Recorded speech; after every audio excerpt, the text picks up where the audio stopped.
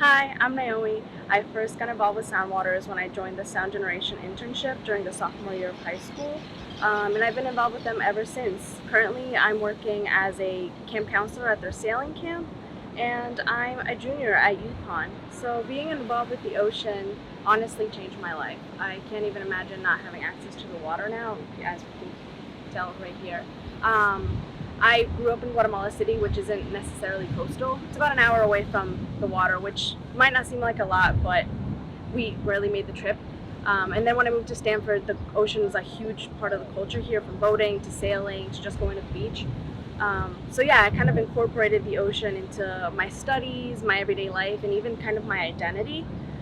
Currently, I'm at UConn hoping to major in environmental science and potentially focusing environmental justice, which inevitably forces me to learn about the relationships that at-risk communities have with the ocean and how that differs from my relationship with the ocean.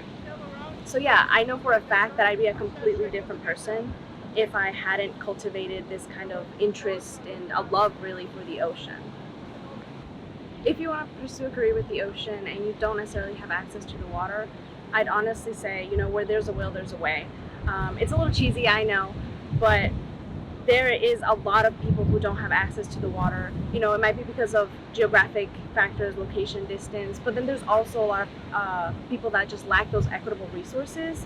And it might take a little extra legwork. You might have to do a little digging, but there are resources out there that can help you access the water, access the ocean. So if you feel like your community or someone in your community should have access to the water, but you don't, get involved with your local organization, or maybe one that's not so local. Maybe you can work to build a bridge between their resources and your community. There's always somebody working on it, and you could be one of those people helping to bridge that gap. So yeah, if you want to pursue a career, just because you're not in an area that has direct access to the water, it's not impossible. Yeah, you might just have to do a little extra work. I was lucky enough to have access to the ocean, but just because I do doesn't mean I deserve it more than anybody else.